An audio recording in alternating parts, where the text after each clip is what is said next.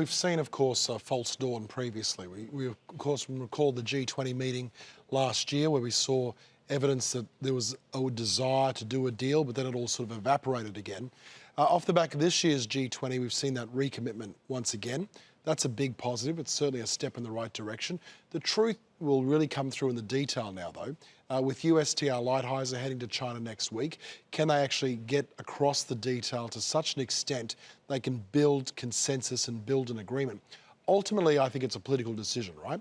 Does President Trump feel that this trade dispute with China is going to work for him or against him with respect to the forthcoming election? And depending on how you sit on that question will determine whether or not you think they're going to actually be able to compromise and reach a deal.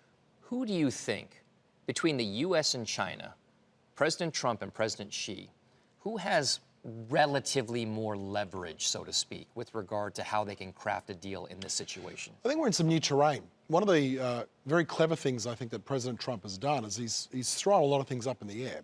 And certainly domestically in the US, there can be no doubt that there's a strong feeling that standing up to China, especially a lot of the intellectual property issues, has been welcomed, and I think a lot of people are feeling good about that.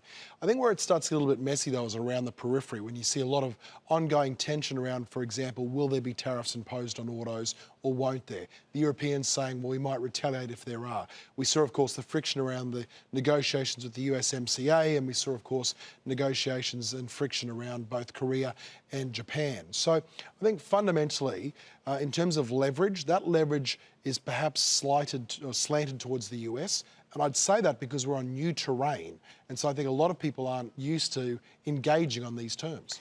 New terrain also has China having hegemonistic power with regard to the economic situation in the Asia-Pacific region. Right. I mean, it's crazy.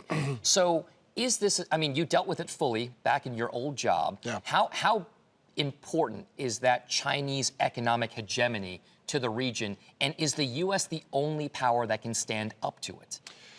Look, I think it's certainly the only power that's willing to stand up to it at this point in time because of the sheer size of the US. I mean, the largest economy in the world. So they're unrivaled in that respect, and that's critical.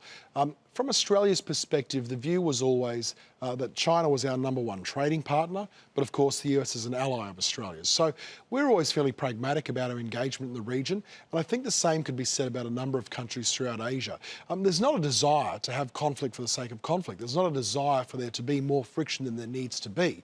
But you see an overlap, I should say, between what China's doing in particular with respect to some of the positions they've taken and ongoing discussions taking place around the South China Sea, and, for example, some of the economic policy that China pursues as well. So on each of these fronts, there's been a desire to utilise multiple levers at their disposal, be it economic, be it social, or be it the encroachment of a more strong military presence in the South China Sea.